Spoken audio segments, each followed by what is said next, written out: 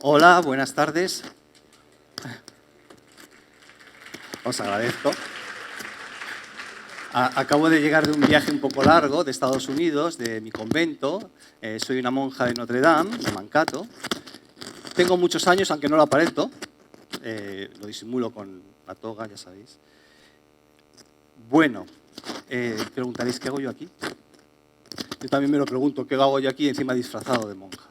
Yo os voy a explicar, ahí veis la primera, no sé si afirmación. El verdadero invento humano es el tiempo. De todas maneras, no sé quién ha inventado el tiempo, no sé cuándo alguien inventó el tiempo, no tenemos registro de propiedad del tiempo, pero el tiempo es lo que nosotros somos. Cada uno de nosotros nace, crece, se reproduce, vive y muere. Hemos inventado el tiempo para ser nosotros, no para ser otros. El tiempo es la clave de nuestra propia vida. Y lo que voy a hacer hoy, voy a intentar explicar esto, esta afirmación. Nosotros inventamos el tiempo cada día que pasa. Todos los días. Esto es mi barba. Una monja con barba queda un poco mal, ¿no? Estaba pensando yo ahora que me estoy viendo así, digo, esto es roja y es la barba. La siguiente vez me afeito. Bueno, voy a intentar hacer una cosa muy sencilla. ¿Quién tiene una maquinilla de afeitar, por favor? Voy a intentar hacer una cosa. Voy a intentar explicar por qué yo he llegado aquí, o por qué he montado una empresa que se llama El Jardín de Junio, que es una consultora y que es un centro de investigación. Voy a intentar explicar los puntos que han unido mi vida para llegar hasta aquí. Yo antes estaba escuchando atentamente todo lo de liderazgo y me he dado cuenta que yo, el liderazgo que se está proponiendo, yo soy todo lo contrario.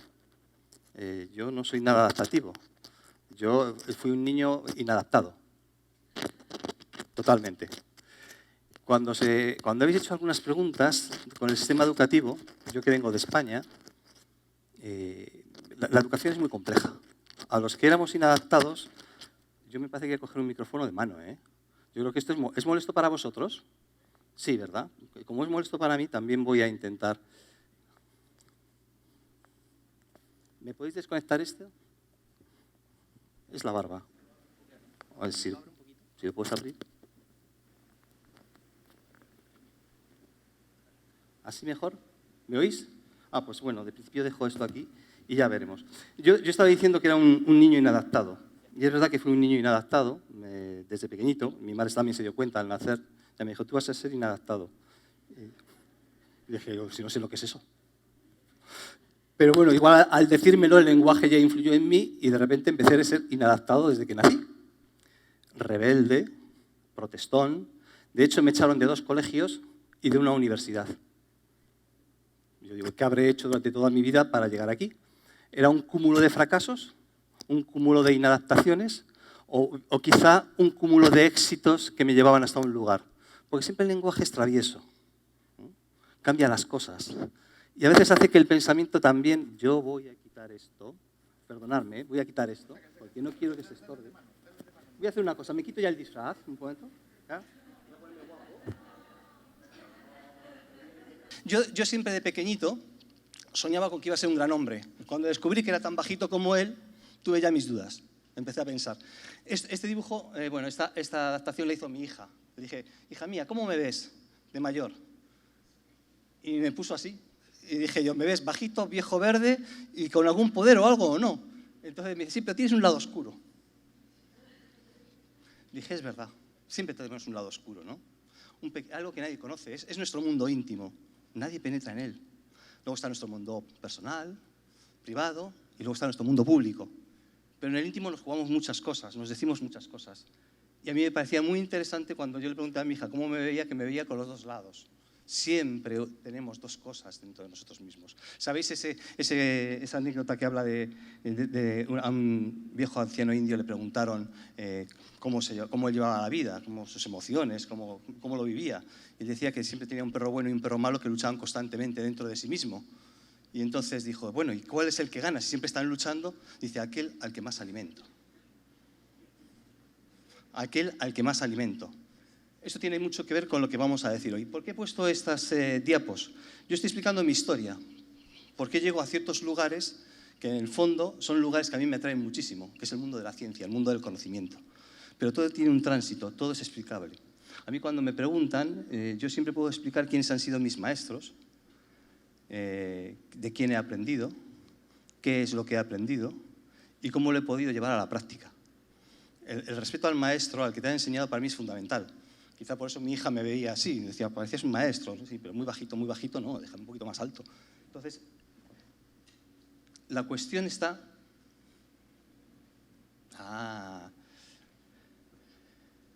que cuando yo empecé a hacer mi tesis doctoral de filosofía, como ya era no adaptado, no sé si inadaptado, le propuse a mi director de tesis, Fernando Sabater, que yo quería hacer una tesis totalmente diferente, porque empezamos a trabajar la filosofía española. Yo, la filosofía española, había estudiado a todos los filósofos españoles y voy a decir lo que han dicho ya otros. Dije, no, esto no me mola. ¿Podemos cambiar? Y me dijo, bueno, a ver qué me propones. Entonces yo, en aquel entonces, Gabriel García Márquez publicó El amor en los tiempos del cólera, en 1985. Ahí fue cuando hice yo mi tesis doctoral. Y mi tesis doctoral empezaba con esto. El capitán miró a Fermina Daza y vio en sus pestañas los primeros destellos de una escarcha invernal. Luego miró a Florentino Ariza, su dominio invencible, su amor impávido, y lo asustó la sospecha tardía de que es la vida, más que la muerte, la que no tiene límites. Entonces dije, uy, esto mola, esto está bien, la vida no tiene límites. Entonces yo soy mis propias posibilidades. Mis límites también se convierten en mis posibilidades. Entonces yo empezaría a preguntar a todos y cada uno de nosotros cuáles son nuestros límites, porque los límites que tenéis cada uno de vosotros ahí donde estáis sentados y que me estáis mirando ahora, y me siento el centro de atención, vuestros propios límites son todas vuestras propias posibilidades. Es decir, sois sin sustituto. No hay nadie que os pueda sustituir. Sois únicos, irrepetibles, pero de verdad. No es una frase hecha. Por lo tanto, si sois sin sustituto, tenéis una ventaja muy grande, que vuestros límites son todas vuestras posibilidades.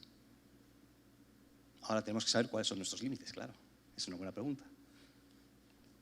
Y así, siguiendo, yo lo que quiero que hagáis ahora es un ejercicio. Sacar todos los teléfonos móviles, por favor, encima de la mesa y encenderlos. Me encanta que estén encendidos. Sí, sacar todos los teléfonos móviles. De verdad, por favor. ¿Tenéis los teléfonos móviles ahí? Sacarlos. Bien. Los relojes los tenéis a mano, también os los podéis quitar y los podéis poner. ¿Quién tiene reloj con segundero o que pueda medir con segundos?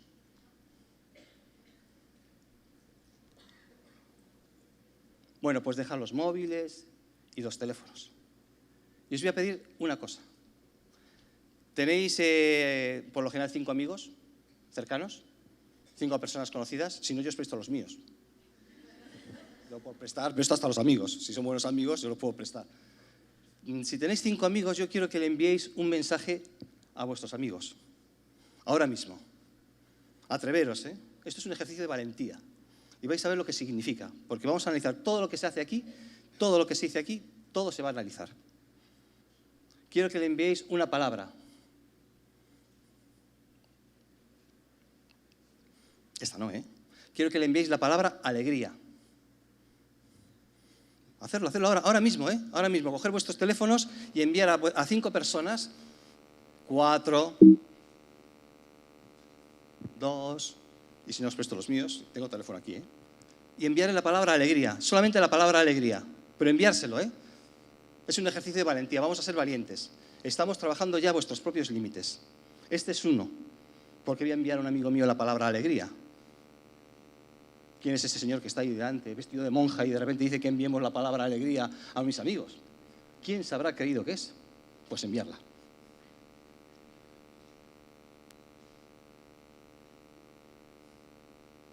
¿Lo habéis hecho? Vale, pues ahora, si lo habéis hecho, apagar los móviles. Apagar todos los móviles. No, de verdad, no tenéis que ver las respuestas, si es que tenéis respuestas. Qué malo soy, ¿verdad? Me dicen por ahí, Sergi, dice que soy malo. Uy, no me has visto en mis mejores momentos. Apagad los móviles, por favor. apagarlos, olvidaros. Aquí empieza otra vez a la propia creación del tiempo. Estamos todo el santo día con el móvil ahí pensando, escribiendo, whatsappeando, enviando mensajes, todo el rato. Pues bueno, vamos a apagar los móviles. Y ahora vamos a hacer otro ejercicio. Tenéis folios en blanco, ¿verdad? Y hay unos sobres por ahí. Muy bien. Bueno, yo quiero que escribáis, coger un folio en blanco, de bolígrafos,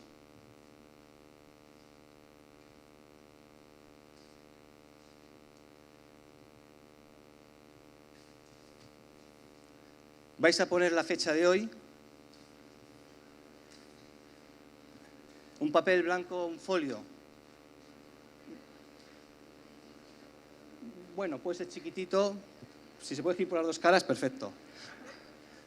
No, el grande no, un folio tamaño A4 o el que tengáis, eso, así, muy bien, así, perfecto. Muy bien.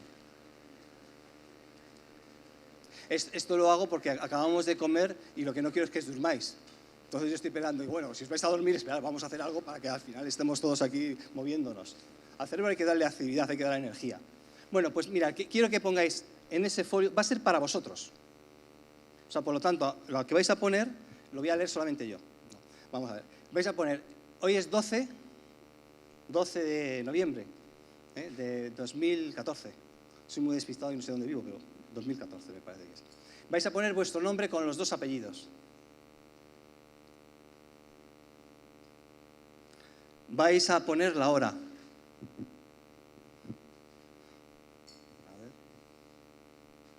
Hoy, las 3. Qué buena hora. Y vais a poner la fecha de vuestro nacimiento.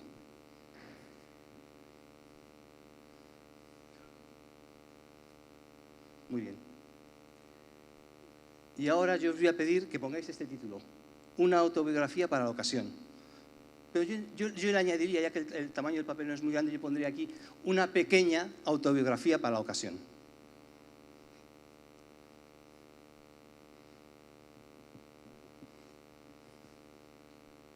Y lo que quiero es que en ese trocito de papel, grande, pequeño, que habéis elegido, escribáis, describáis un momento, relatéis un momento feliz en vuestra vida. El momento, si queréis, más feliz de vuestra vida.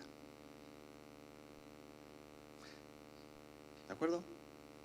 Venga, escribir, relatar, describir el momento más feliz de vuestra vida.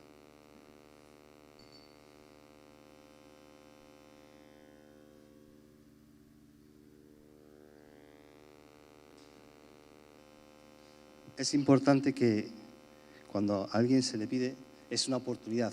No voy a poner la canción otra vez, aunque bueno, igual me atrevería. Hay que explayarse. Hay que hablarse a sí mismo de cuál ha sido el mejor momento más feliz. 2, 3 líneas, no. Todo el folio. No lo he dicho, pero así lo veremos después. Es muy importante. Y vais a ver, esto está muy relacionado con las monjas, está muy relacionado con todos mis proyectos de investigación y está muy y estrechamente relacionado con todo el proyecto que yo estoy llevando a cabo con las grandes empresas en España. Y como me gusta preguntar, porque luego voy a tener un tiempo para hacer un pequeño taller, ahora os hago aquí 4 preguntitas. Cogéis otro papelito ahora de estos para meterlo en el sobre y esta autobiografía la guardéis en un sobre de un color el que elijáis y ponéis autobiografía.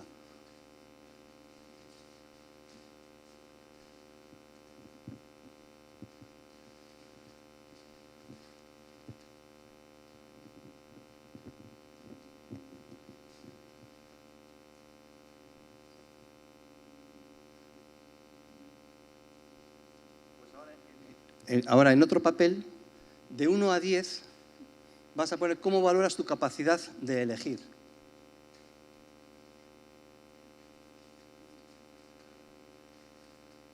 Poner de 1 a 10, el número que queráis. ¿Cómo os valoráis a vosotros mismos en vuestra capacidad de elegir?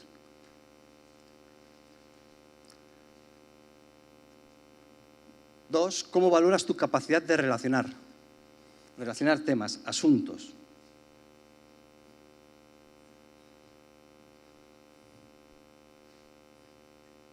No cómo te relacionas con las personas, sino tu capacidad de relacionar temas, asuntos, ideas, conceptos. ¿Cómo valoras tu capacidad de olvidar? ¿Cuán bueno eres o buena eres olvidando? Olvidando cualquier cosa. Olvidando conocimientos, a veces recuerdos. Los conocimientos, sabéis que siempre se acumulan los conocimientos últimos. Probablemente esta noche soñaréis conmigo, tendréis pesadillas. Por lo tanto, porque es el conocimiento último que habéis recibido. ¿Y cómo valoras tu capacidad de sentir, de emocionarte? Todo de 0 a 10. Con objetividad. Nadie lo va a mirar. No hay por qué engañarse ni autoengañarse. Sois vosotros con vosotros mismos. Bien, yo os estoy diciendo porque este es mi proceso mental para crear. Simplemente yo hablo de lo que yo he vivido, de lo que yo he sentido y de lo que yo he experimentado. Para crear una empresa, para que sea algo, para que tú vivas y hagas tu empresa, en mi caso, partes de ti. Partes de tus conocimientos, partes de tu capacidad de relacionar, partes de lo que desconoces también y te preocupas por conocer, partes de la curiosidad y empiezas a relacionar cosas. Eso es muy importante. Para mí, si yo no relaciono, no soy nadie. Estudiar filosofía, que es la primera carrera que yo estudié, me acuerdo que en la universidad, y no sé si se ocurría también aquí, en muchas universidades te enseñan el conocimiento y casi no te enseñan a razonar. Léete a Platón, léete a Aristóteles, a Kant, a Hegel, mira, ve, y de repente decía, bueno, yo me acuerdo un día le pregunté a un profesor, pero ¿por qué es tan importante todo esto, que yo me lo lea? ¿Qué sentido tiene? ¿Me va a enseñar a mí a pensar? Entonces me dijeron, yo venía de otra carrera, de psicología. Entonces me dijeron, vamos a ver, tú tienes que pasar más o menos por el aro. Era un poco indisciplinado. Dije, pero a ver, ¿por qué tengo que pasar un poco por el aro? Dice, tienes que aprender griego, latín. Yo no había estudiado en mi vida griego y latín. Y yo me quedé así un poco sorprendido para poder pensar. Y entonces yo era muy atrevido de joven. Dije, yo no sé, pero me parece, por lo que yo he podido estudiar y leer, Kant nunca salió de su ciudad, de Königsberg. Solo de principio hablaba un idioma que era su lengua materna, aunque también entendía perfectamente el latín, hablaba alemán y pensó todo un sistema en alemán. ¿Por qué nos están enseñando constante y permanentemente a intentar ver y pensar en otros cuando yo tengo mi propio idioma para poder crear un sistema de pensamiento? ¿O acaso se duda que nosotros podamos crear desde nosotros mismos un sistema de pensamiento? Eran preguntas que yo me hacía cuando estábamos en clase y yo decía, tenemos que crear. Aprender es crear. La vida es crear. La vida es inventar. Está muy bien aprender por una sencilla razón. Cuando antes han preguntado por qué en nuestros sistemas educativos pues enseñamos matemáticas, geografía, algoritmos, física, química, hay una cosa muy sencilla, que aunque parezca que luego no lo vamos a utilizar, nuestro cerebro, y ya empieza a hablar de neurociencia, empieza a hacer nuevas conexiones neuronales, que aunque no nos sirvan como conocimiento, nos sirven como para poder volver a aprender y volver a moldear nuestro propio cerebro, que va a ser plástico. Y la plasticidad del cerebro va a ser que nosotros tengamos un mejor o peor futuro. Una capacidad de conocer más o una capacidad de conocer menos. Lo que sí es verdad es que hay que organizar ese conocimiento de una manera determinada para que alcance el objetivo. Es verdad que cuando siempre aprendemos todo de una misma forma, quizá estamos creando personas de la misma forma. Cuando se hablan de sistemas educativos, yo viajo bastante, acabo de llegar de Copenhague, me gustan muchísimo los sistemas, los finlandeses. En Europa se pone siempre como ejemplo Finlandia como país. Yo en Finlandia sería un niño adaptado, porque no existen niños inadaptados. Lo que existe es que hay niños que tienen otra forma diferente de aprender y entonces el profesor le pregunta, ¿cómo podemos aprender juntos? No le castigan, no le fuerzan y van buscando caminos para encontrar el lugar de aprendizaje. Todos tenemos una inteligencia, por lo tanto, si tenemos inteligencia somos capaces de aprender. Pero quizá nuestra inteligencia no es igual. Lo mismo que todos no medimos 2 metros, 2 metros 15, somos pívot de la NBA, que es lo que decía yo, y al final yo mido unos 69 y no soy pívot de la NBA. Mis limitaciones son mis posibilidades. Me tienen que encontrar mi maestro, mis limitaciones. Porque me va entonces a dar un mundo de posibilidades. Y yo entonces me encontré con buenos maestros que me dieron un mundo de posibilidades. No fue en primaria, ni fue en bachillerato, fue en la universidad. Yo siempre digo que soy un ser tardío. Antes ha preguntado a alguien, ¿quién tiene más de 60 años aquí? Más de 60. 1, 2... Bueno, 3. Bueno. Entonces, sois 3 mayores que yo. Yo cumplo 60. Tengo un nieto de 12 años. No está mal. Es divertido. Ya contaré alguna anécdota del nieto. Y tengo 3 hijos. Yo siempre llego tarde a todo. Menos a los hijos y a los nietos, que han llegado más pronto de lo que yo esperaba. Pero la verdad es que llegar tarde para mí significaba una forma de aprender. Una forma de aprender, y he puesto una palabra que es la que habéis enviado a vuestros amigos, que es una forma de aprender alegremente. Cuando os he hecho esas preguntas, las que habéis puesto las 4, que valoráis de 0 a 10, está directamente relacionado ya la respuesta. ¿Quién tiene 10 de media? ¿Hay alguno que tenga 10 de media? No. ¿Sí? ¿Tú tienes 10 de media? Uy. ¿Eh? ¿Más de media? ¿Te has valorado más de 10 en alguna? Le habíamos puesto un 10 de límite. A ver, ¿quién tiene 9 de media? 1, el que levante la mano sin miedo. 2, 3. ¿Quién tiene 8 de media? ¿Quién ha suspendido de 5? Vamos a poner que haya bajado de 5. ¿Quién tiene 4? 3, 2, 1. ¿5? ¿6? Hay un 5 que hay por ahí. ¿Sí, no? Bien. Bueno, pues esto que os acabo de preguntar salió en Investigación y Ciencia. Son las 4 características más importantes para que una persona esté predispuesta para aprender. Vuestra media os está diciendo cómo estáis predispuestos. Sí, esto es que no estoy acostumbrado. Bueno, vuestra media, esto lo que está diciendo es cuál es vuestra media, vuestra disposición a aprender, aquí y ahora, en cualquier lugar y en cualquier momento. Simplemente ¿sois capaces de relacionar? ¿Cómo relacionáis? ¿Qué relacionáis? ¿Qué os da miedo? ¿Qué os asusta? Yo siempre digo, es bueno salir disfrazado de monja, pero cuando voy a un colegio igual a dar una charla, antes comentaba, me disfrazo de Spiderman. Entonces toda la gente me dice, ¿y por qué? Digo, porque los niños entienden a Spiderman, probablemente a mí no. Y yo entonces cuando le digo a Spiderman, ¿y qué hace Spiderman? Y dice, tira telas de araña. Digo, ¿y qué hacemos los humanos? Tiramos palabras. Palabras que crean redes, que crean lazos, que se unen más o menos fuerte. Hay palabras que hacen que vosotros seáis héroes para vuestros amigos o enemigos para otros. Somos palabras. ¿Por qué no me voy a disfrazar de Spiderman? A veces me disfrazo de vaquero. No riñamos las cosas. La ciencia es muy seria, que es lo que vamos a hablar a partir de ahora. Es tan seria que si no la comunicamos nos perdemos nuestras posibilidades. No podemos hacer que las cosas sean tan serias y tan pesadas que al final nadie las quiera entender, nadie las quiera asumir. ¿Para qué vamos a investigar? ¿Para qué vamos a invertir en investigación? ¿Qué sentido tiene eso? ¿A dónde me va a llevar? ¿Cuánto dinero me va a dar? Yo he invertido en los 4 primeros años de investigación 1,5 millones de euros, míos. Poco dinero pido al Estado para investigar. Porque la pregunta me la tengo que hacer a mí mismo y yo me tengo que dar la respuesta, no otro. Yo soy sin sustituto. Por cierto, la frase la tengo registrada. Bueno, no sé si estará llegar aquí, pero si la registráis aquí no pasa nada. Todo es universalizable. Bueno, la palabra alegría. Yo ahora simplemente quiero, como os han dejado folios para hacer alguna pregunta o os han dicho que si queréis, voy a poner otra musiquita, un ratito, por si acaso tenéis algunas preguntas iniciales de lo que hemos visto hasta ahora.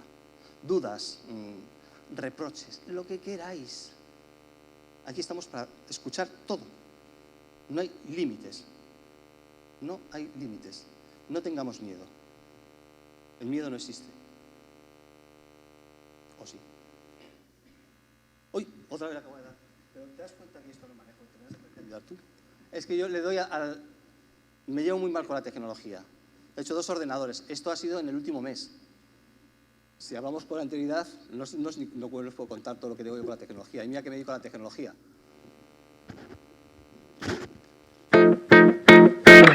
It might seem crazy what I'm about to say. ¿Alguien reconoce a alguien de ahí?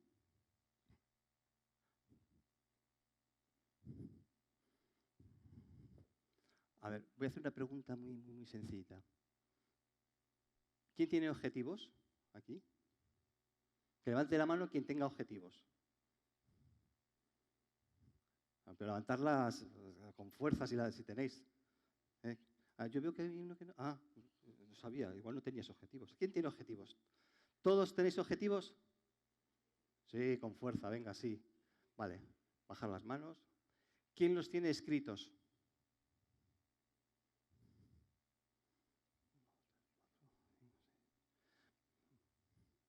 12, 13. Estamos alrededor de 150 personas, vamos a poner que un 10%. ¿Sabéis lo que significa eso? Os voy a contar una historia, pequeñita. El hombre que se ganó la ceguera. Este señor es Enamed, campeón paralímpico. Tiene más de 32 medallas. De oro tendrá, pues, no sé si son 20 y tantas horas. En los Juegos de Pekín ganó 4 medallas de oro. Yo lo conocí después de Pekín. Vino a mí porque quería dejar de trabajar, quería dejar de entrenar. La perra se llama Geila, es la perra que va con él siempre, a todos los sitios. Y el chico de al lado es Nico. Nico es el hijo de unas personas que trabajan conmigo en la empresa, que acaba de marcharse de Perú, porque estábamos trabajando con Repsol aquí, y entonces, según él se va, yo llego. Él tiene una historia muy curiosa. Él dice, él se quedó ciego pues a los 7 o los 8 años.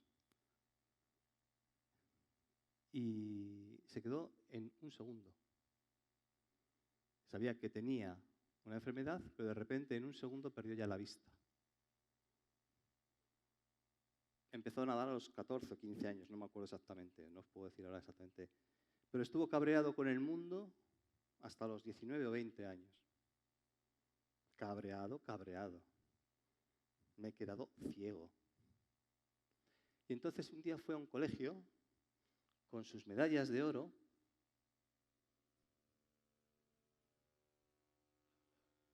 allá arriba y de plata. Y los niños, que son muy naturales preguntando, le preguntaron, ¿tú cambiarías tus medallas de oro por volver a ver? Y entonces él ya había reflexionado, dice, no, ya no cambiaría las medallas por volver a ver. No porque sean medallas valiosas, sino porque lo más valioso y lo que yo he ganado en mi vida ha sido la ceguera. Con la ceguera he aprendido a ver el mundo de forma diferente, a escuchar el mundo de forma diferente, a entender a las personas de forma diferente. Él me decía, ¿creéis que un ciego sabe dónde está el agua? Cuando yo empecé a nadar, lo único que hacía era chocar constantemente contra las corcheras. Cuando nadamos más de 400 metros, porque ya sabéis que la distancia más larga en los Paralímpicos, los ciegos son 400 metros, me parece, no sé si ahora han puesto alguna más, nos despistamos un montón. ¿Cómo me oriento yo?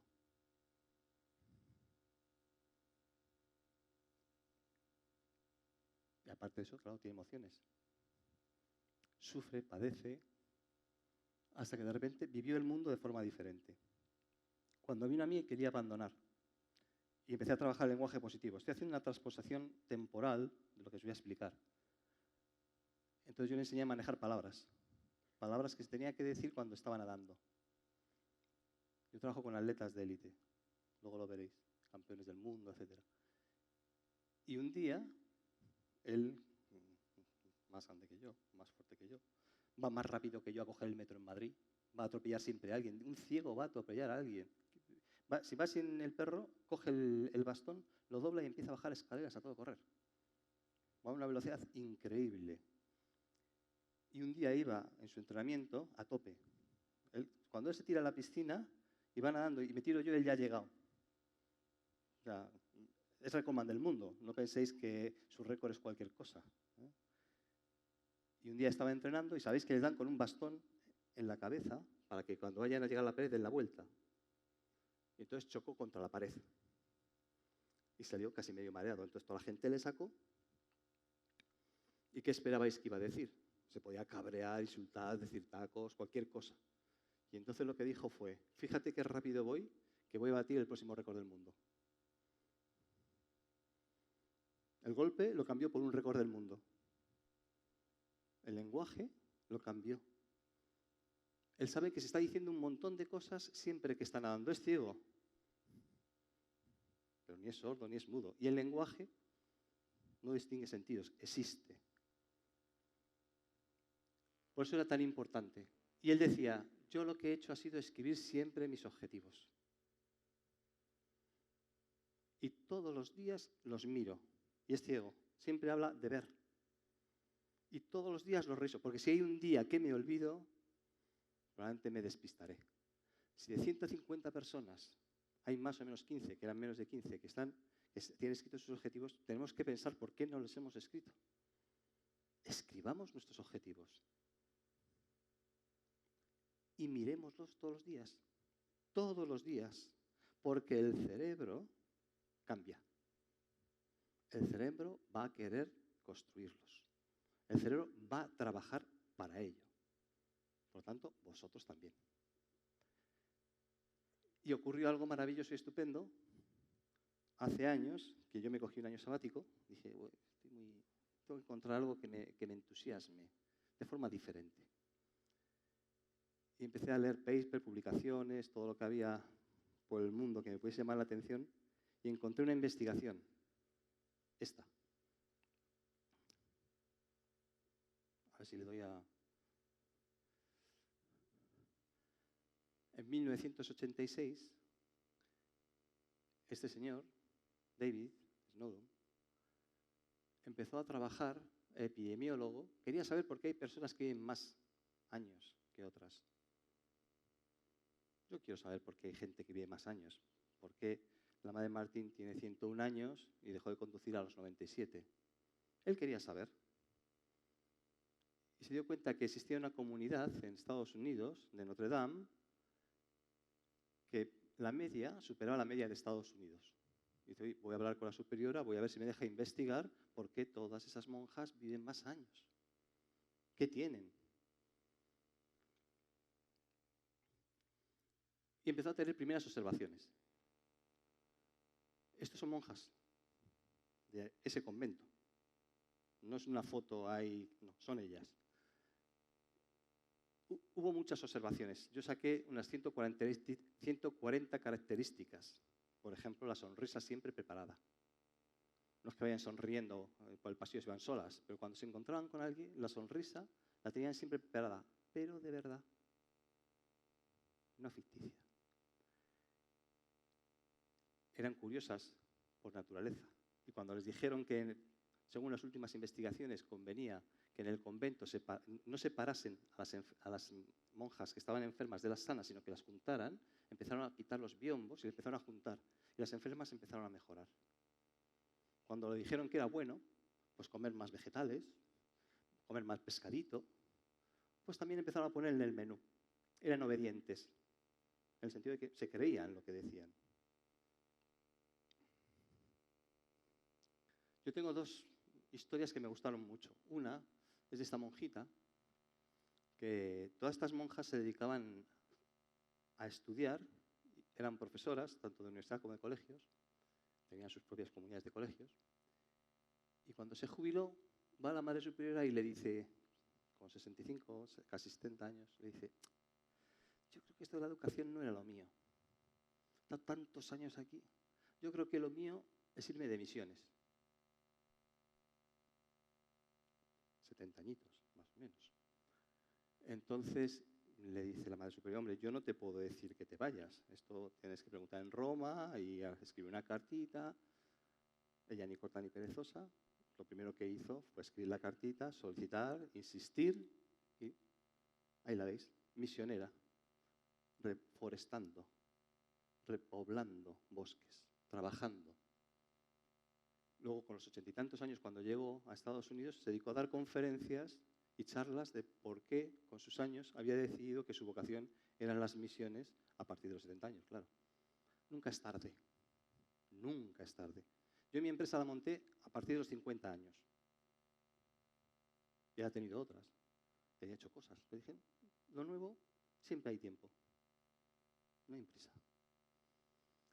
Y estaban abiertas a los hechos cuando ponen en entredicho todo cuanto se cree saber. El sentido común no es nada bueno. Cuidado con el sentido común, que puede ser una acumulación de errores, uno detrás de otro, que han sido tomados como verdades y que al final creemos que son verdades. Y esto es de sentido común. Y lo que estamos haciendo, el cerebro es perezoso. Entonces tira para atrás y no quiere seguir aprendiendo. Hay que poner entredicho. A eso le llamamos, de otras maneras, con otras palabras, también curiosidad.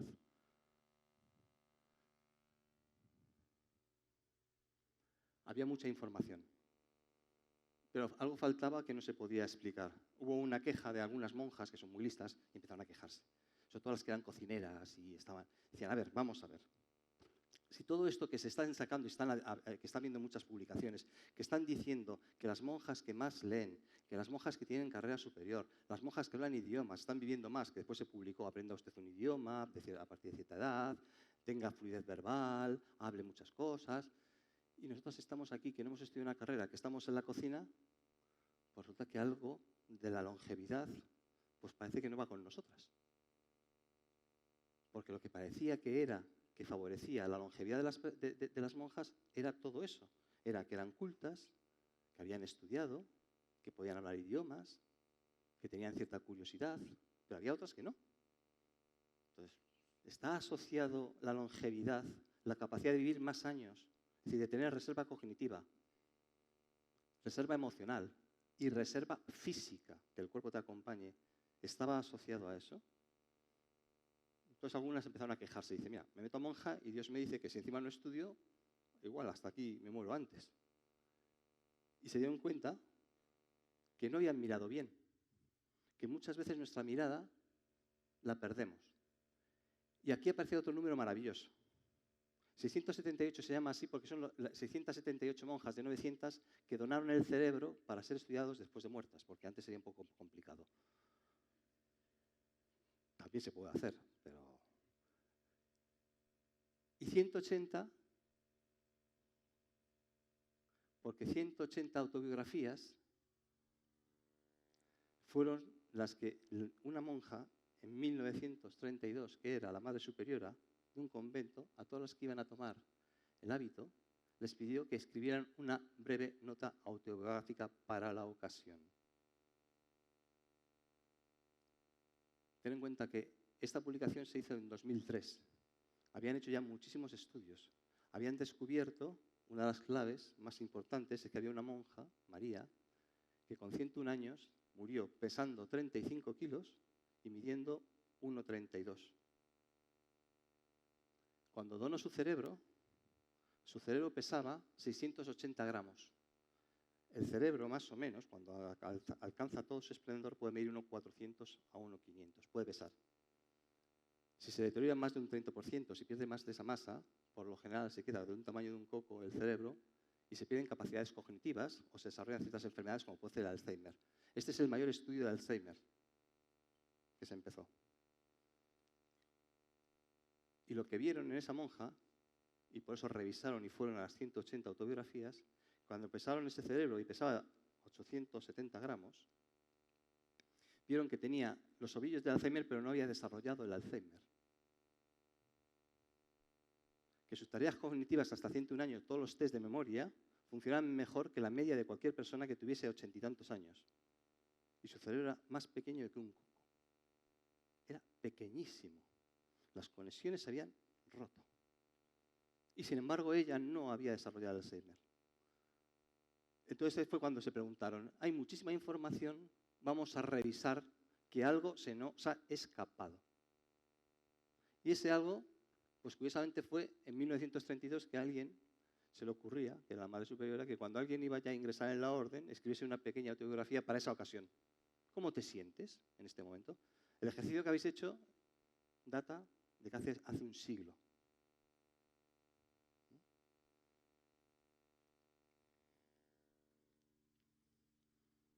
Estas son biografías.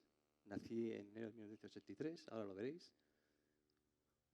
Este es el estudio más grande sobre la felicidad y la longevidad que se ha realizado hasta hoy. Este es el sustituto de David Snowden, Kelvin, que es el que está siguiendo ahora el estudio en Estados Unidos. Lo que dicen todos, a grandes rasgos, por eso se podía estudiar, todas siguen la misma dieta, ni beben, ni fuman, pertenecen a la misma clase social y económica, los cuidados sanitarios son semejantes, su nivel de estudio es semejante, se dedican profesionalmente a la misma actividad, la formación principalmente, y sin embargo existe una gran diferencia con respecto a sus años de vida y salud. Porque antes se nombra aquí la salud como factor clave. Y aquí empieza la historia. Esta es una historia fascinante. Dice Cecilia Opain, dice, hizo sus votos definitivos en Milwaukee como novicia, se comprometió a dedicar el resto de su vida a enseñar a los más jóvenes. Cuando se le pidió que escribiera o redactara una pequeña autobiografía para la ocasión, escribió, Dios me hizo empezar bien la vida al concederme una bendición de valor incalculable. El año pasado, que pasé como candidata estudiando en Notre Dame, fue muy feliz. Ahora anhelo con alegría recibir el hábito sagrado de Nuestra Señora y una vida de unión con el amor divino. Margarita, la otra hermana, dice, nací el 26 de septiembre, espérate un momento, de 1909, soy mayor de 7 hermanos, 5 niñas y 2 niños, pasé mi año de postulanta en el convento mayor, enseñando química y segundo año de latín en el Instituto de Notre Dame. Dios mediante tengo intención de dar lo mejor para nuestra orden, o por nuestra orden, para la difusión de la religión y para mi propia satisfacción. Repasando lo que escribieron, ¿notáis una diferencia? ¿Sois capaces de advertir ahí? Estas son monjas del convento. Son 8 conventos en Estados Unidos. ¿Notáis alguna diferencia? A ver, ¿quién me dice alguna diferencia que veáis por ahí?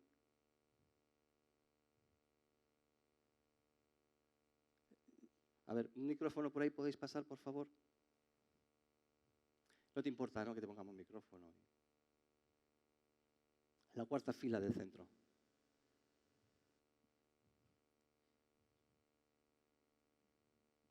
No, bueno, la primera monjita habla de sus emociones, ¿no? Repite hasta en 3 veces que fue feliz. Que soy feliz haciendo esto, me encanta hacer esto. Como en 3 veces creo he leído la palabra feliz. Y la segunda monjita describe muy bien su objetivo, qué sé yo, pero es descriptivo. No hay una emoción. ¿Estáis de acuerdo con ella? ¿Alguien que haya visto algo más? ¿Pasas ahí el micrófono?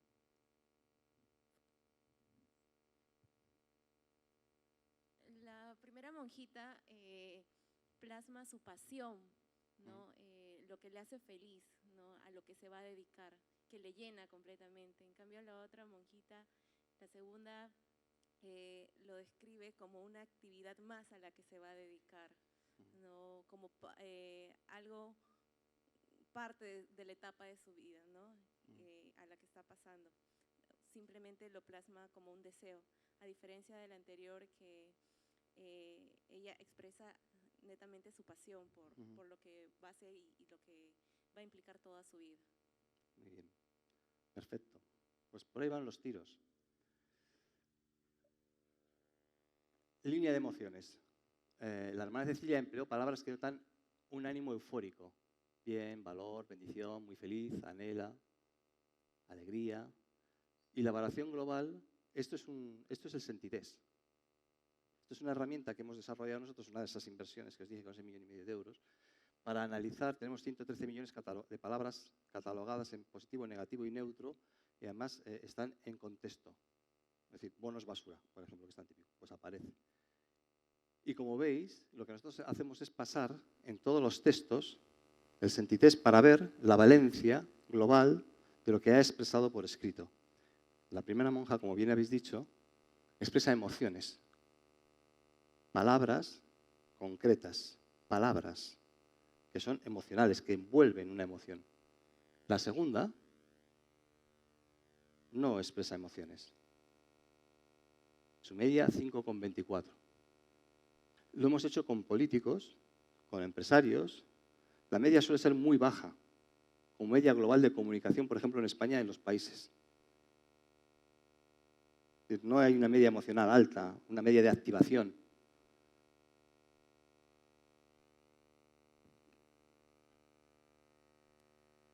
aquí, como los estudios eran ciegos, se hicieron ciegos, en el sentido de que no se sabía quién había vivido más años o menos, descubrieron que el 90% del grupo más alegre seguía vivo a los 85 años, en contraste con solo el de 34%. Fijaros la diferencia. El lenguaje está asociado a la longevidad. La expresión en positivo está asociado a cuántos más años vivimos. Una primera conclusión muy sencillita. Seguro, yo un día en Heroes Club, que es un club de héroes que hay en Madrid, donde hay gente muy conocida, también me invitaron a dar una charla. Y entonces había gente que estaba ahí que decía, hay que vivir el momento, esa frase tan típica, el aquí y el ahora. Y dijo, pues como te lleguen los 80 años y con mal momento ya eres tú el aquí y el ahora que te va a tocar los 80 años. Esto de pensar que el aquí y el ahora es lo más importante, cuando hablamos de inteligencia es la capacidad de hacer buenas predicciones. No simplemente hacer predicciones, sino de hacer buenas predicciones. El aquí y el ahora a veces nos estorba en un futuro. Cuando habéis dicho quién está cuidando a su madre o a su padre, o cómo estamos llegando nosotros a ciertos años, cómo está llegando nuestro cerebro, cómo está llegando nuestro cuerpo, cómo nos estamos manteniendo, va a haber una diferencia en cómo llegamos y también los años en los que vivimos. La hermana Cecilia, en el estudio, estamos hablando de 2003 cuando se empezó a publicar, vivía todavía con 98 años sin haber estado enferma. Margarita murió a los 59. La estadística sigue. Hay centenarias, hay un club de centenarias.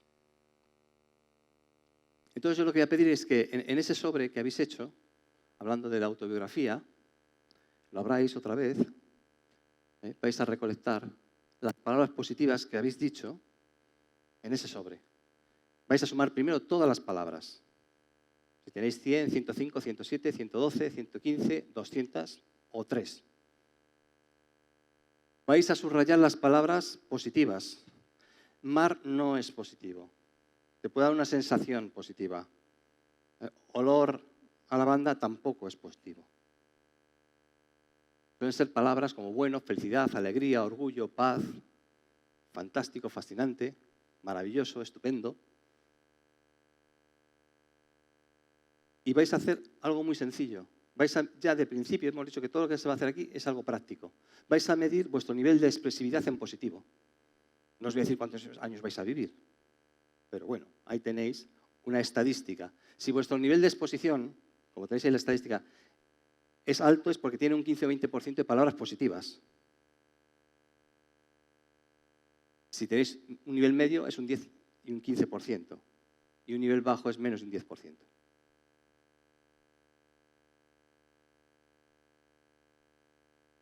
Os podéis apuntar los datos, os podéis llevar a casa, los podéis leer, no hace falta que yo lo sepa. Simplemente estéis ya mirando vuestro nivel de expresión. Y todavía nosotros no hemos intervenido. Es ejercicio que lo hacéis vosotros. Por lo tanto, hay un primer descubrimiento fascinante. El lenguaje sí importa. Importa tanto que está tan relacionado con la longevidad, con vuestra reserva cognitiva, vuestra reserva emocional y vuestra reserva física, que cuantas más palabras positivas expresemos, probablemente tengamos mayor tiempo de vida.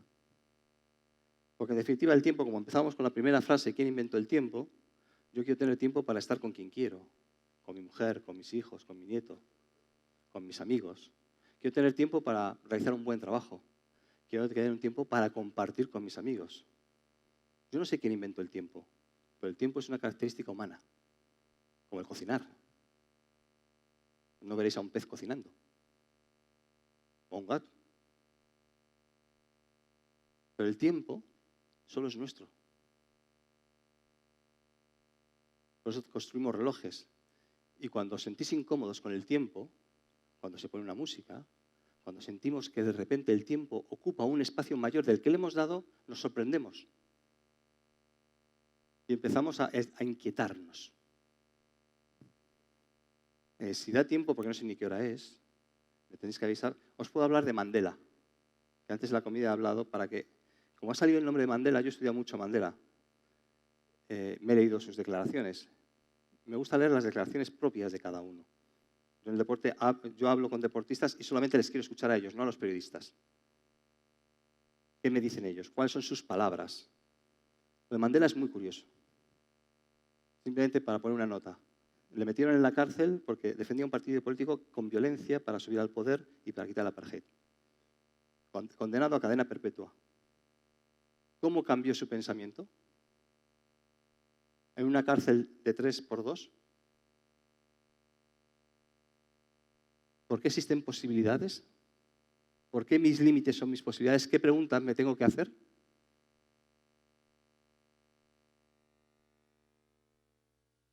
Voy a hacer un resumen. El éxito son 678 cerebros y 180 biografías. Esto es un cerebro sano y esto es un cerebro con Alzheimer.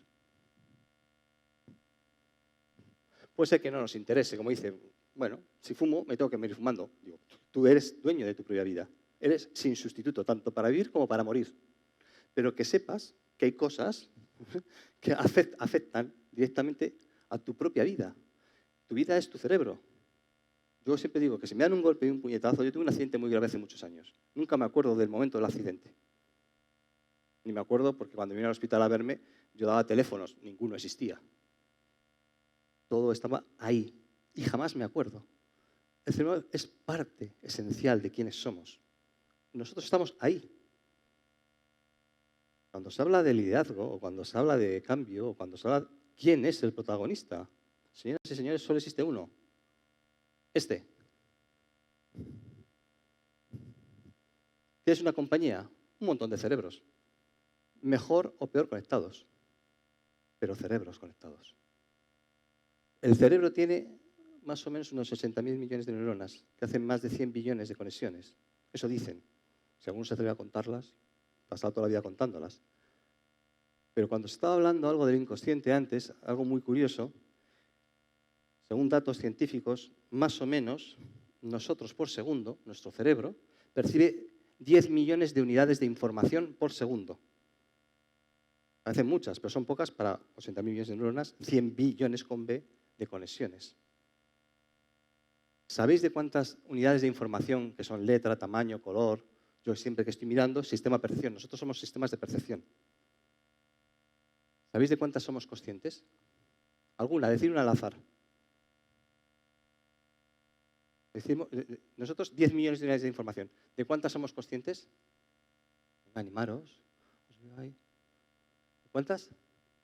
¿Y eso cuánto es? ¿1 millar? ¿1000? ¿1 millón? ¿Alguien da más o menos? Vamos a hacer una subasta de neuronas y de conexiones y de unidades de información. Venga, atreveros, quitaros el miedo. 100.000. ¿Alguien da menos? Ya estoy dando pistas. ¿Cuántas? 100. ¿Alguien da menos? Un poquito más. No, un poquito más, hemos dicho. 50. 50 unidades de información, es decir, 9.999.950 son inconscientes. Tú vas a conducir, no estás pensando primera, segunda, ya estás atropellado 300. Es imposible que estés pensando. ¿Sobre cuántas hay que trabajar? ¿Sobre 9.999.950? No. Sobre las 50 que eres consciente. El reto está que empieces a entender de qué eres consciente. Porque lo inconsciente todavía no. ¿De qué eres consciente? ¿Podemos cambiar 50 unidades de información? ¿Qué información estáis percibiendo ahora cuando me estáis escuchando a mí? Y eso que estoy hablando despacito, porque yo suelo hablar muy rápido siempre. ¿De cuántas unidades de información estamos? ¿Hablo más rápido? Sí, me caché 10. Pues estoy haciendo un esfuerzo, ¿eh? Bueno, eso para que tengamos en cuenta que el trabajo que nosotros hacemos son sobre 50 unidades de información. En mi oficina, en mi despacho. No hacemos sobre más. Es que tampoco somos muy listos y muy inteligentes. Nos dan 50 y nos quedamos con ellas. Los demás son muchas para nosotros. Esto es un cerebro donado. Él tiene el mayor banco de cerebros. Es físico todo. A lo que yo me estoy refiriendo, que ahí están las neuronas, está nuestro lenguaje, están nuestras emociones, está nuestra vista, está nuestro oído, nuestro olfato, nuestros amores, nuestros desamores. Ahí, aquí, en este cerebro.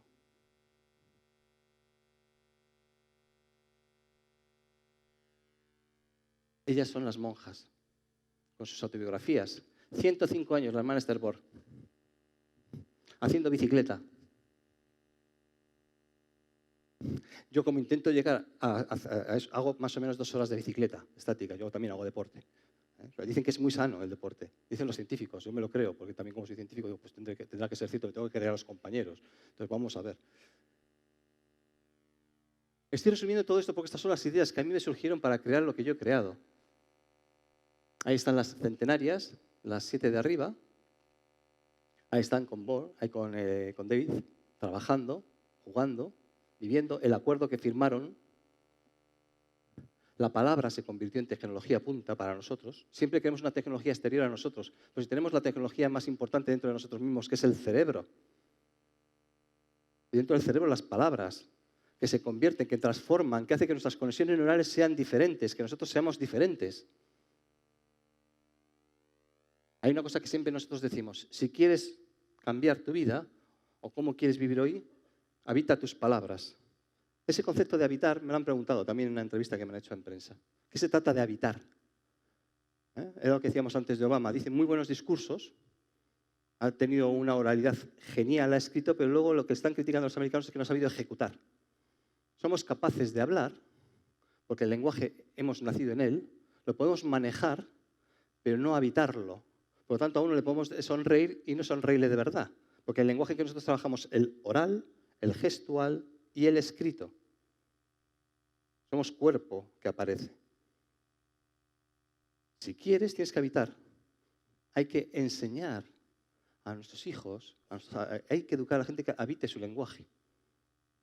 Porque si no empezaremos a tender a mentir, a engañar, más de lo necesario, más que la vida necesita para sobrevivir. Porque para sobrevivir a veces necesitamos decir pequeñas mentirijillas y aprendemos. Pero cuando llega la realidad de la ejecución, cuando ya queremos, de alguna manera, dirigir a personas, compartir nuestra vida con personas, más vale que calles algunas cosas, pero las que hables seas tú. Esa coherencia es muy importante. Si no habitas tus palabras, poco sentido tiene.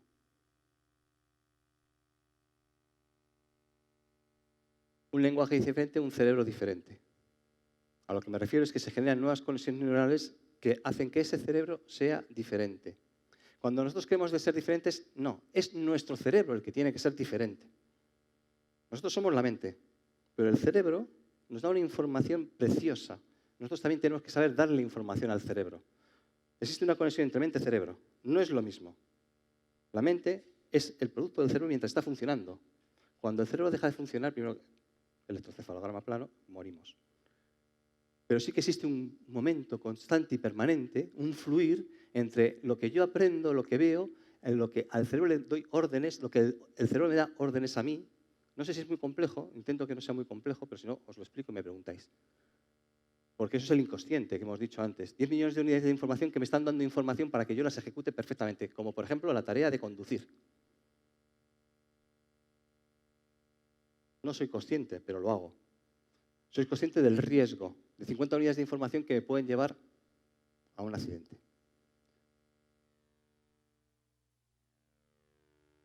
Y otra de las claves es que la cantidad importa. El número de palabras positivas que nos decimos es el secreto. Por eso os he dicho sumar y ver cuánto tanto por ciento de palabras positivas tenéis. El secreto está en el número de palabras que tenéis. ¿Cuántas os decís? Ir incrementando ese valor. Como digo, a veces vivimos en el lado oscuro de las palabras y a veces pues la palabra es mi aliada, buena poderosa aliada es, y que la fuerza de las palabras nos acompañe. Pero no he terminado. Parece que esto es un final. Este es el final de la primera, digamos, investigación. Yo tenía que ponerme en marcha. Esto a mí me llevó un tiempo. Eso de investigar y hacerte preguntas lleva un tiempo. Y aquí empieza lo interesante. Para mí aquí empieza lo interesante. He hecho una entrada muy larga, pero si no, no se entiende. La capacidad de relacionar es la capacidad de aprender. La capacidad de olvidar también. Tenía que olvidar conocimientos anteriores. Por lo tanto, para poner en marcha tenía que darme cuenta que si yo quería conocimiento y que el conocimiento es mi destino, me tenía que poner a trabajar. Por lo tanto, tenía que hacerme preguntas que antes no me había hecho. Y aquí empezó la primera pregunta. ¿El lenguaje nuevo genera un cuerpo nuevo? Bueno, si soy más longevo, es un cuerpo nuevo. Pero claro, yo venía del mundo del deporte. Yo era deportista, no de élite, pero bueno, algún campeonato había ganado, era karateca, había hecho atletismo, sí había ganado mis katanas, había hecho mis cositas, bueno, está bien. Y dije, y tenía relación con deportistas. Pues voy a empezar a trabajar con el mundo del deporte. Voy a ver si el poder emocional de las palabras significa algo en las tomas de decisiones visomotoras de deportistas de élite. Todos los que veis aquí son campeones del mundo. Laia ha ganado 13 campeonatos del mundo. Julián Simón, 1. Nani Roma ha ganado algún París-Dakar con camiones. Marc Oma ha ganado varios París-Dakar. Lo interesante, y el otro ha ganado también motociclismo. Lo importante que yo quería ver, si yo cojo a los mejores de los mejores, ¿tienen posibilidad de mejorar? ¿Dónde está el límite? ¿Cómo puedo estudiar su capacidad de mejora? Los deportistas, todos los que son deportistas, toman decisiones visomotoras. Lanzan una pelota, batean, tiran con arco, una pistola, dan patada a un balón. Son decisiones visomotoras. Veo y hago algo. Y si no veo como en Amez, me lo imagino. Es casi como ver. Y entonces lo que hicimos, aplicar el secreto de las monjas. Yo me convertí en una más, como habéis visto, me he disfrazado de monja, que tenía que hacer lo mismo que habían hecho ellas. O me lo creo o no me lo creo. Por eso he hecho una introducción diciendo, vamos a ver, ¿de dónde vienen las cosas? Yo me pegué un año sabático leyendo un montón de información para ver a dónde llegaba. De repente encuentro en mi información algo que es valioso, que es fascinante, que es atractivo. Digo, ¿qué puedo hacer? ¿Qué puedo demostrar yo dentro de mi campo, de lo que yo conozca, que puede ser valioso? Dije, el deporte. Entonces, bueno, cogí todo lo que las monjas hacían, me sentí como ellas y empecé a utilizar las palabras. Las palabras que en un ejercicio muy sencillo son capaces de cambiar el funcionamiento de nuestro cerebro. Curiosidad, ilusión, gozo, maravilloso, vamos, pasión, amor, alegría, orgullo, esperanza, nos las decimos constantemente. Generan nuevas conexiones. Y aquí está Nani Roma, no Marc Oma, perdón. Siempre pongo este ejemplo. Las investigaciones las podéis encontrar en Plus One. Quiero decirte que nosotros investigamos y no hacíamos nada más que investigar. Es decir, la inversión que hicimos era investigar. Yo no quería salir al estrado a explicar algo que igual era teoría de otro, que ni yo mismo lo había comprobado y no existía en mi mundo. A mí me gusta mucho la ciencia, y la ciencia necesita exactitud y precisión, ensayo y error, y buenas preguntas. Cuando yo me fui a la Universidad Complutense con Manuel Martín Loeches, que es mi director científico, que es el que más sabe en España de electroencefalogramas, le planteé, oye, ¿podemos hacernos una buena pregunta acerca de los deportistas de élites asociados al lenguaje y el lenguaje positivo? Y nos sentamos a ver cómo se podía trabajar eso y qué podíamos medir. Eso se publicó en Plus One. Fue top trending, esas cosas, salió por ahí muchísimo. Y lo que demostramos, lógicamente, es que las palabras positivas hacen que un deportista de élite tome una decisión visomotora casi medio segundo antes. Casi, no llega al medio segundo. Yo cuento siempre la historia de Marc Oma, porque él cuando fue al Centro de Alto Rendimiento de Barcelona, al CAR, Alejandra, que le estaba haciendo, dice, va, mira, a mí me ha pasado de todo. He tenido depresión, he abandonado el París-Dakar, lo he ganado, se me ha muerto un compañero en el París-Dakar. Aquí ya está todo. Pues el que se ha dado 10, o la que se ha dado 10, por allí, que está escribiendo, hola. El 10, no, tenemos que dejar espacio. Va Alejandra y le dice, si a mí no me interesa lo que tú digas, me interesa lo que tu cerebro dice, no lo que tú dices, sino tu cerebro cómo reacciona. Una de las cosas que nos ocurre mucho cuando vamos a trabajar con deportistas de élite de otros países, bueno, sabéis ruso, alemán, chino, japonés, coreano. ¿Y para qué? El cerebro no entiende de lenguaje. Es un estímulo que lo que hace es provocar una reacción. Por tanto, alguien que es un traductor maravilloso que tenéis aquí le puede decir las mismas palabras, nosotros las decía un ordenador. Y la influencia, tanto dicha por palabras por ordenador como dichas por personas, es directa en el cerebro. Y lo que le decíamos a él, se lo decimos a cualquiera que venga y a cualquier de cualquier país. Me da lo mismo el idioma que tú hables. Yo te diré las palabras y tu cerebro reaccionará. Yo mido el potencial evocador. Yo mido la P300, la N400, bueno, unas onditas que hay por ahí que nos están explicando que el cerebro está funcionando de una determinada manera y que reacciona de una determinada manera. Esto fue un descubrimiento.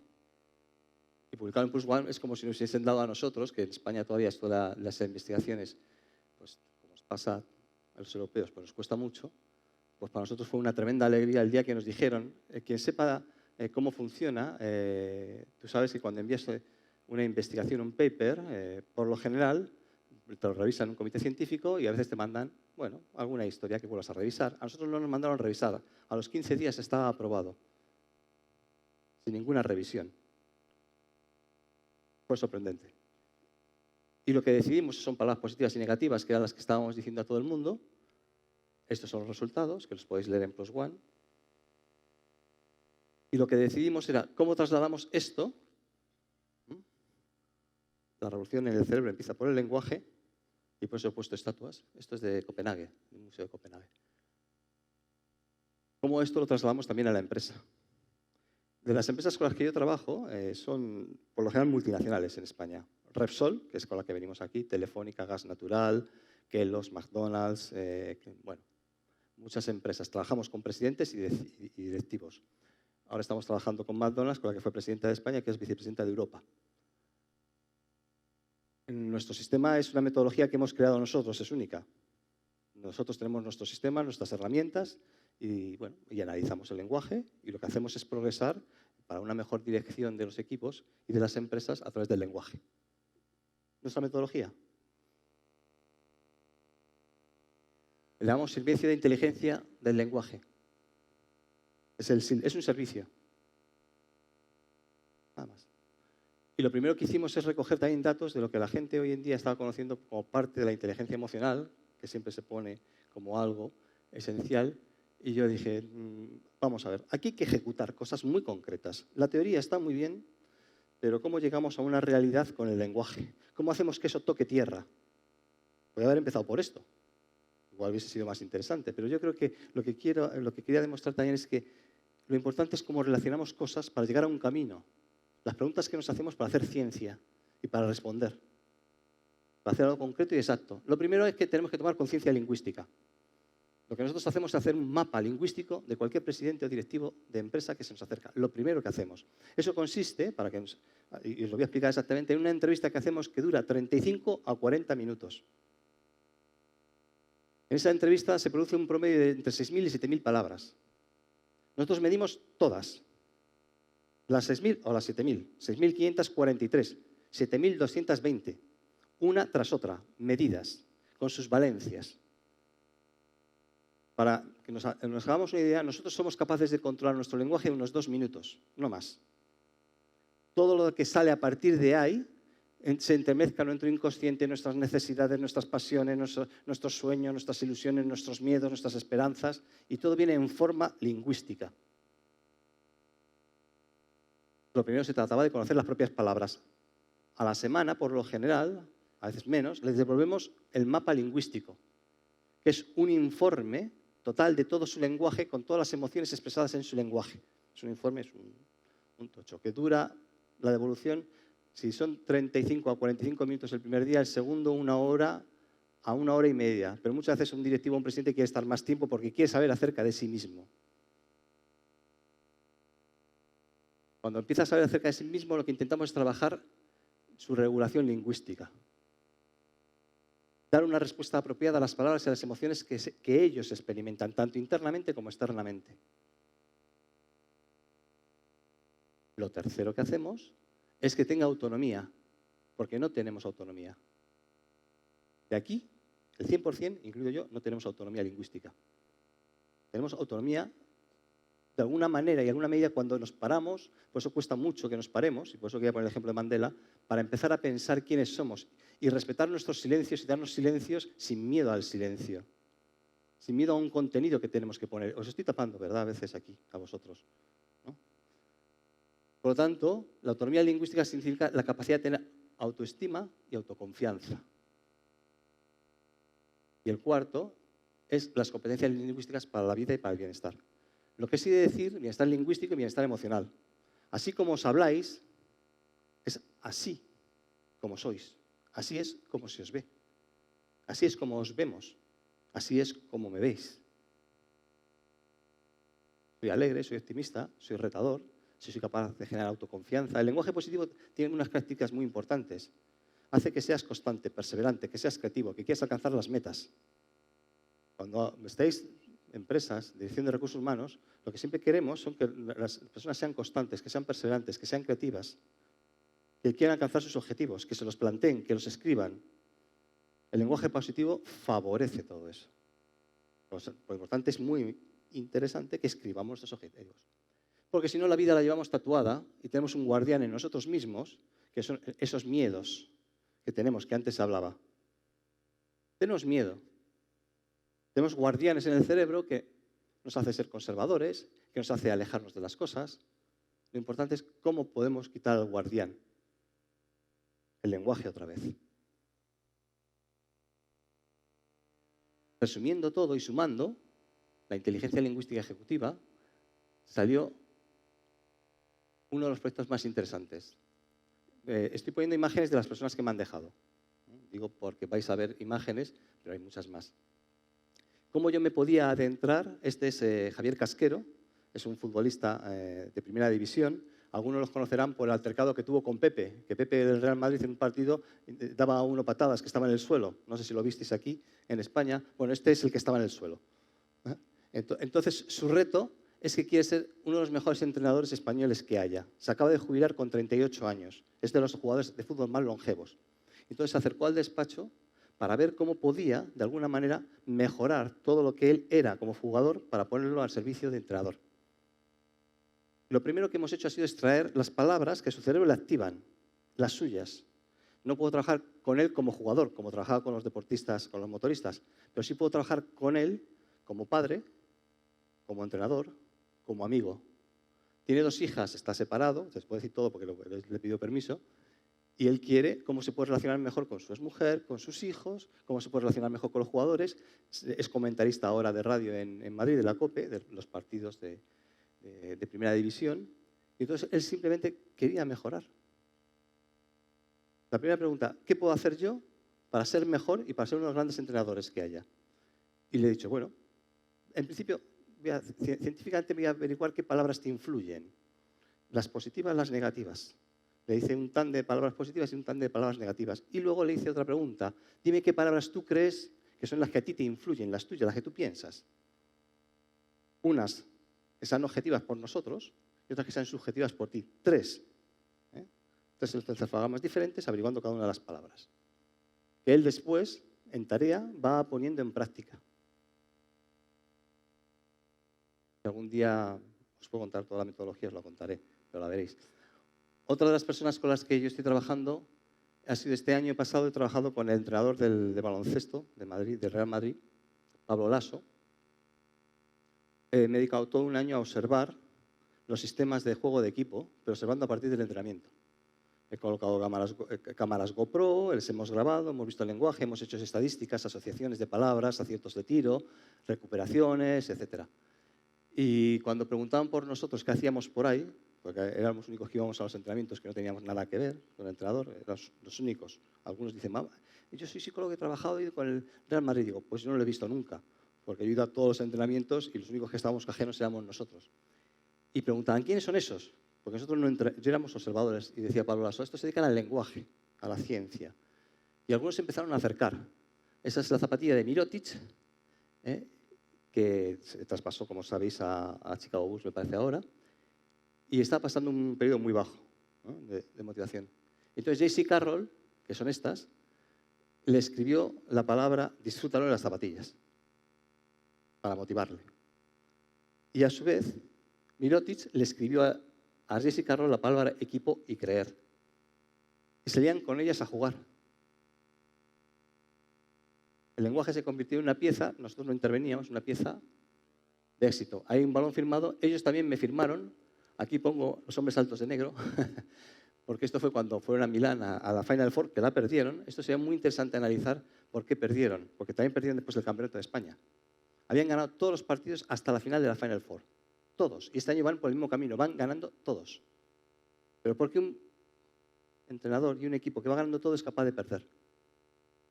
Los ejemplos que a la mañana se ponían, ¿por qué una empresa tan buena de repente pierde 600 millones de euros? Cuando tú has ganado todos los partidos de la liga y de repente pierdes el partido más importante de tu vida.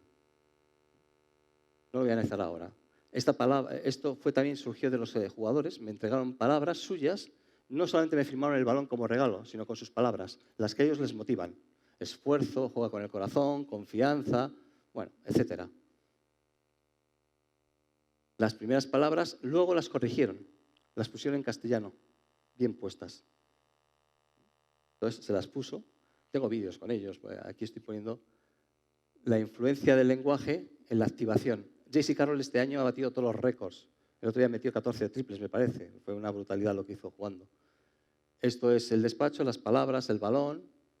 Y yo les tenía que explicar, sobre todo a los responsables del Real Madrid, que lo que hacíamos nosotros era introducir palabras suyas en el cerebro, pero de una forma diferente, por repetición. Que lo que hacían era activar el sistema nervioso central en su acción visomotora para que jugaran más rápido.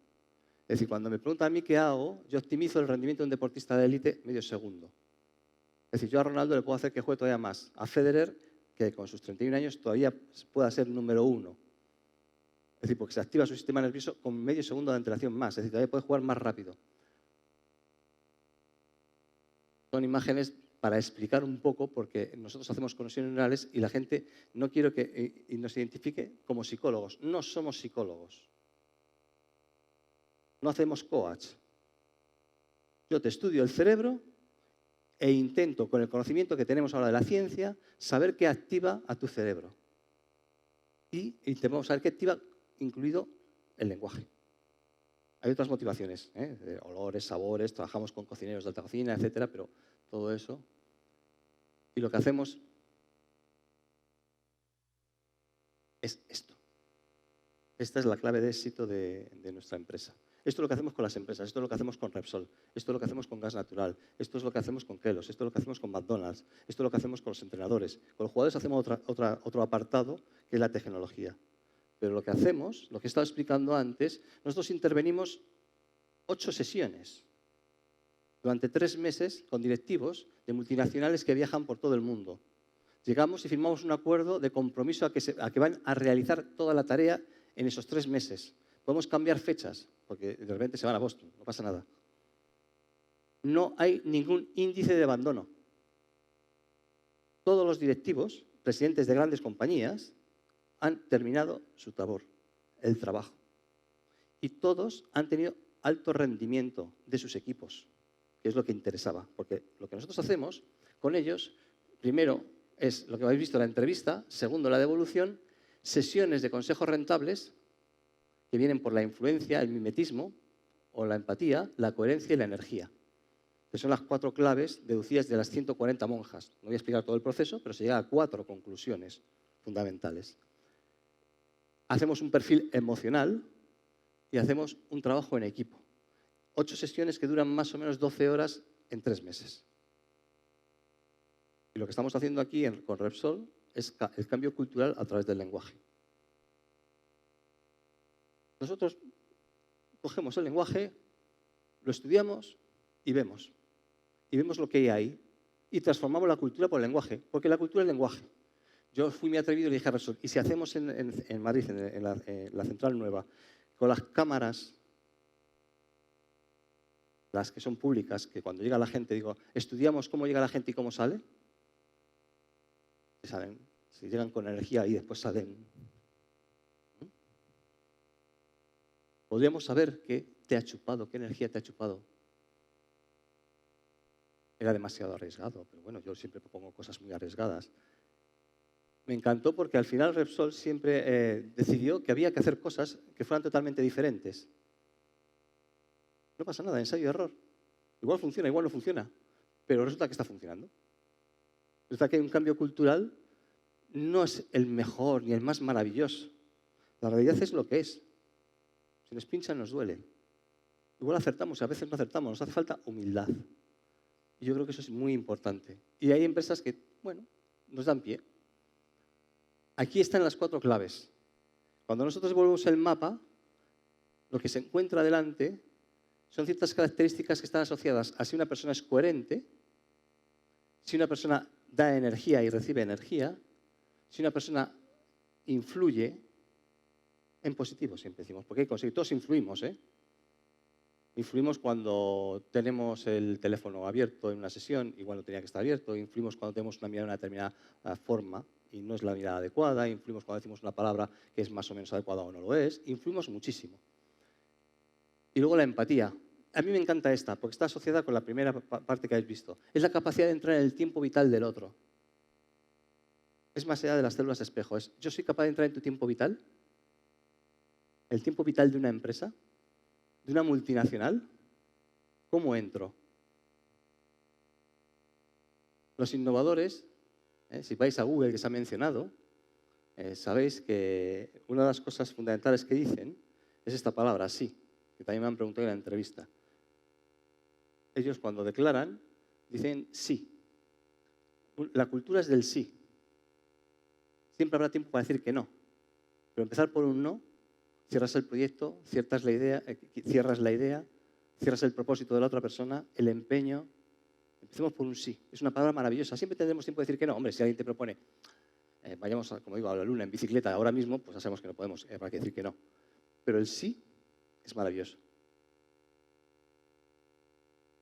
Es que siempre me preguntan por una palabra, ¿no? Cuida tu lenguaje, pues cuida con tus síes. Digamos más sí que no. ¿Qué hora es, por cierto? Las 4:15. ¿A qué hora terminábamos hoy? A las 5. Muy bien. Bueno, ¿tenéis alguna pregunta antes de empezar? Este es el pequeño taller. ¿Alguna pregunta, algo que se os ocurra? Así, podéis recoger si queréis los papeles, podéis apuntar alguna más. No hablamos mucho, ¿no? ¿Os habéis dormido bien? No sé. Yo, mira, hay una cosa que a mí me interesa muchísimo. Nosotros investigamos y apostamos por la ciencia al 100%. Hoy en día las empresas, las grandes empresas, cada vez quieren más hechos concretos de su gente en recursos humanos. Quieren que los cambios sean visibles y que se vean de verdad. Y nosotros estamos dispuestos a aportar conocimiento. Una de las cosas que vamos a hacer, yo tengo una charla dentro de un par de semanas otra vez aquí en Perú, voy a traer tecnología. Una de las tecnologías que hemos utilizado con Aduriz, que hemos utilizado con los jugadores, se llama Facet. Lo que mide es en el rostro a tiempo real las emociones que nosotros tenemos. Está basado en Paul Ekman. Paul Ekman es el mayor investigador de los microgestos que existen en el rostro, que existen 10.000, que expresan nuestras emociones. Y ha creado un programa, que se ha creado en Dinamarca, junto con una empresa, que es el Facet, que lo que está haciendo es medir a tiempo real las emociones que tú estás expresando. Entonces, lo primero que hago yo cuando llegan jugadores o cuando llegan entrenadores, les pongo el Facet y les digo, con esta cara es la que te van a ver a ti, tu equipo. Empieza a pensar si esa es la cara que tú tienes y quieres tener cuando te dirijas a la gente. ¿Qué cara es la que quieres tener? Porque la gente ya lee la cara. Es lo primero que leemos. Este es un taller que hicimos con Andoni Luis Aduriz. Le voy a poner la entrevista que hicimos el año pasado en Madrid Fusión. Nosotros en Madrid Fusión hicimos una presentación junto con Andoni Luis Aduriz y Adrián Cheoc, que es un científico que trabaja en la Universidad de Londres. Y a algunas de las personas que estaban allí presentes en Madrid Fusión les hicimos una entrevista. Andoni es muy amigo mío. Yo ahora voy a hacer una investigación que financio yo con la Universidad de Humboldt, con la Universidad de Berlín, la Universidad Complutense y el Jardín de Junio. Y vamos a investigar dentro de la alta cocina cómo se memorizan los plazos. ¿Qué recuerdo tenemos a corto, medio y largo plazo? Sabores, colores, olores, etc. Esa es nuestra investigación. Y a Andoni le hicimos una pregunta que es básica para nosotros. ¿Qué palabras? Primero, ¿qué palabras conforman tu universo? El universo de Bogalis y del equipo. Y la segunda, si quieres... Bueno, la segunda la te la digo. Primera. Yo te diría una palabra que es ecosistema.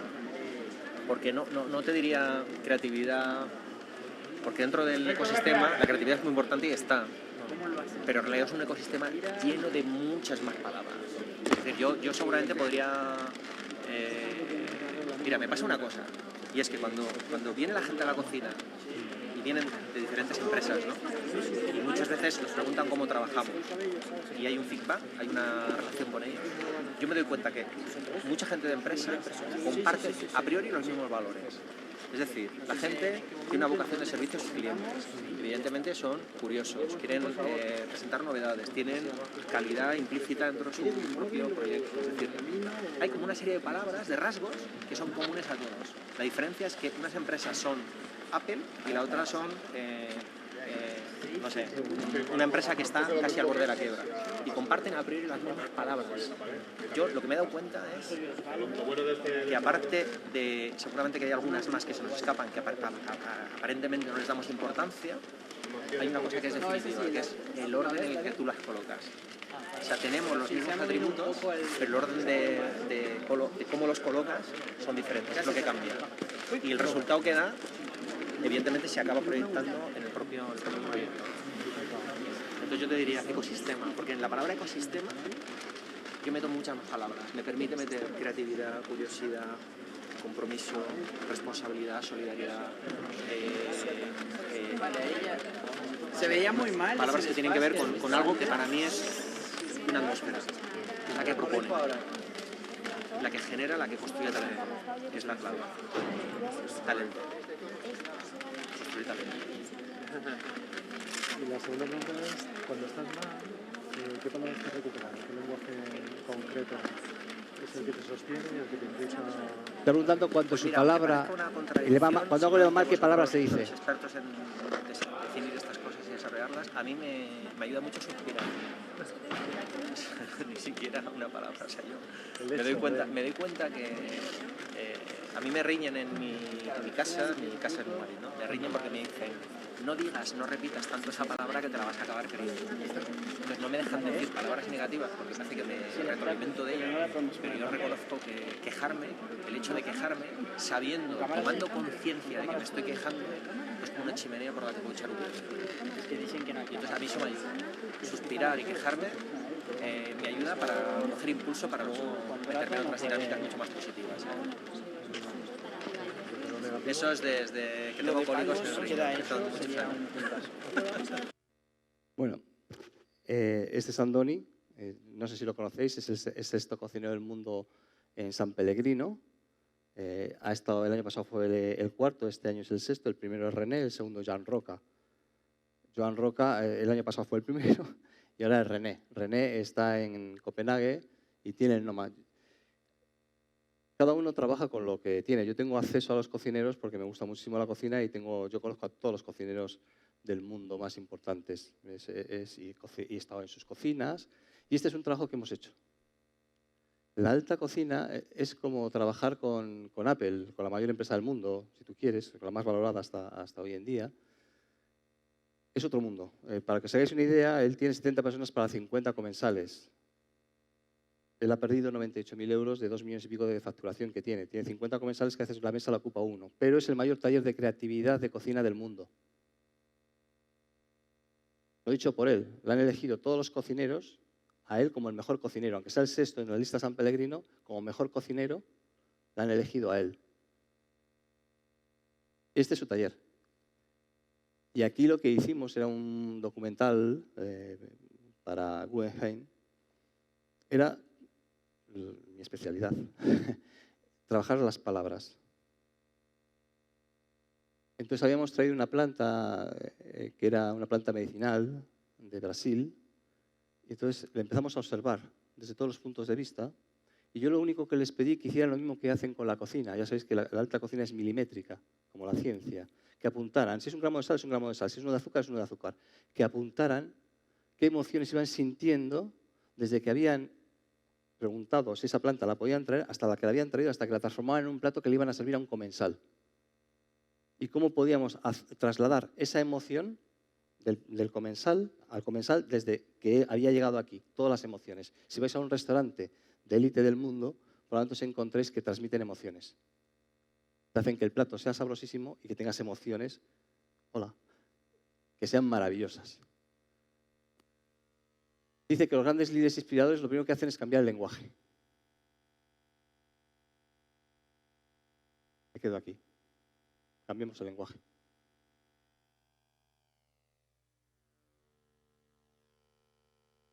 Y también cambiar el lenguaje de nuestro negocio. Primero cambio mi lenguaje y luego cambio el lenguaje del negocio.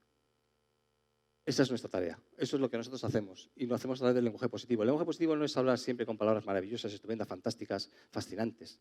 Es como yo digo las cosas para que las personas hagan ciertas cosas concretas, que sean beneficiosas para su vida, para su empresa, para su familia, para sus amigos. Al final, casi todo el mundo, todos los grandes empresarios y presidentes de compañías, nos hablan de sus familias. Donde lo ponen en práctica es en sus casas. Medimos el resultado de sus empresas y les interesa muchísimo el resultado de las empresas. Y entonces nosotros medimos todo. Y al final nos hablan de sus hijos, de su pareja.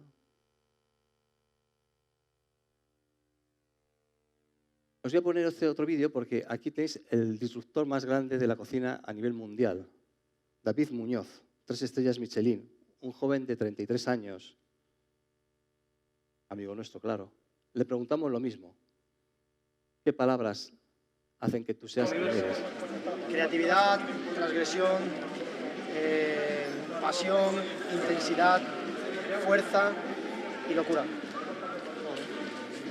Y dentro del doble interior, cuando estás cocinando, estás creando, tu proceso creativo puede ser el impulso. Todo eso, es que al final todo es una cuestión de pasión, de fuerza, de actitud frente a la vida, ¿no? O sea, al final cuando la actitud siempre en Diverso ha sido la de quiero más, hemos conseguido esto, pero esto ya se ha olvidado cuál es el siguiente paso, y la insatisfacción constante de que las cosas, por muy bien que estén, podrían estar mejor. Y eso es el modelo único del progreso, ¿eh? Muy bien, gracias. Un placer. Habéis visto que pone en práctica una cosa que ha dicho, olvidar. Por eso es transgresor. Las 4 preguntas que he hecho antes, ¿cuánto somos capaces de olvidar? Él ya ha hecho algo, de repente se pone a buscar otra cosa nueva. Lo que hacen los grandes cocineros, como los grandes líderes, es que no repiten nada. Ferran Adrià no repetía el plato del año siguiente que había hecho el año anterior. Apple no te va a sacar la misma máquina que ha hecho el año anterior, cambiará el diseño. Y sobre todo hay algo fundamental que tienen, y yo creo que es, para mí, clave de éxito, la belleza. Os ha mencionado aquí la belleza. En ningún momento. ¿Por qué os compráis un Mac, o un iPhone, o un Samsung también? ¿Por qué decoramos los platos? ¿Por qué utilizamos camisas de marca? Otros copian las camisas de marca, lógicamente. Belleza. Si un líder no se pregunta por la belleza, yo pondría un interrogante. Aquí, esto es el facet, lo vais a ver aquí más de cerca, examinándome yo. Estas son las caras y ahí simplemente las emociones a tiempo real. Lo puedo traer, esto lo hacemos con todos los directivos, para que vean cuáles son sus expresiones ante alguien o ante algo. Les ponemos imágenes de su equipo, como podemos poner imágenes de un entrenador de sus jugadores, etcétera, y van viendo y nosotros vamos midiendo todas las expresiones que están teniendo en ese momento. Yo quiero que la gente se lleve datos y luego trabaje. Bueno, pues muchísimas gracias. Esto es un poco la...